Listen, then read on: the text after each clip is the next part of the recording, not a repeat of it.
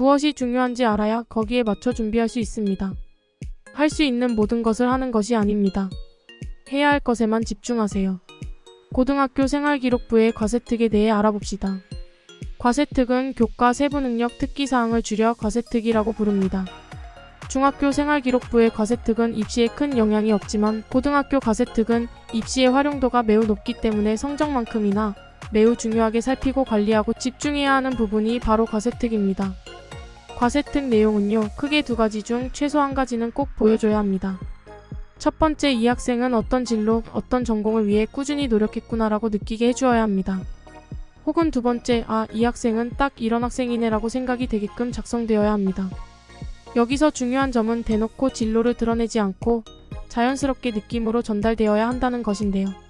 자연스럽게라는 말이 모호하게 들릴 수도 있지만 대놓고 드러내지 않는다고 해서 증명할 수 없는 내용을 쓰면 안 돼요. 세특은 증명될 수 있는 내용이 작성되어야 합니다. 아무 의미 없는 뜬구름 잡는 소리가 될 수도 있어요. 만약 과학 시간에 발표나 실험을 한다고 하면 실험 시작 동기, 과정, 결과물, 느낀 점, 성장한 점이 작성되어야 하고 이것들이 희망 전공, 직업, 진로와 연관되면 좋아요. 좀 더 구체적으로 설명드리면 학생이 희망하는 전공과 진로에 관련된 과목의 활동이 중요합니다. 단순히 공부로 그치는 것이 아니라 실제 활용면에서 유의미한 부분이 보여져야 해요. 아는 것에 그치는 것이 아니라 적용하고 실천 혹은 도전, 실행해본 경험으로 이어지는 거죠. 생기부 내용을 봤을 때 이 학생이 이 진로를 희망하는구나라는 느낌을 받는 생기부가 좋은 생기부입니다. 여기서 함정에 빠지는 경우들이 있는데요. 증명이 되지 않는 내용은 안 됩니다. 그리고 전공과 관계성이 없는 과목인데도 굳이 억지로 전공과 연관 지을 필요도 없습니다. 대신 주요 과목만 챙긴 것이 아니라 골고루 다른 과목도 챙기며 학교 생활을 열심히 했다는 것을 보여주는 것이 좋습니다. 이런 질문하는 학생들 있어요. 진로가 중간에 바뀌면 어떡하죠? 제가 1학년 때 계획한 대로 안 되었다면 어떡하나요?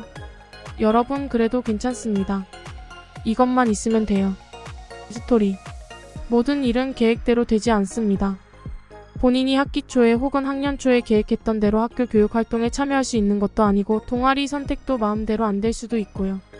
계획대로 되는 경우도 있겠지만 그렇게 안 되는 경우도 당연히 있을 수 있죠. 그리고 학교를 다니면서 진로가 변경될 수도 있죠. 당연히 바뀔 수도 있는 겁니다. 바뀌는 건 바꾸더라도 그럴 땐 진로를 바꾸게 된 이유를 꼭 합리적으로 얘기해 주셔야 해요.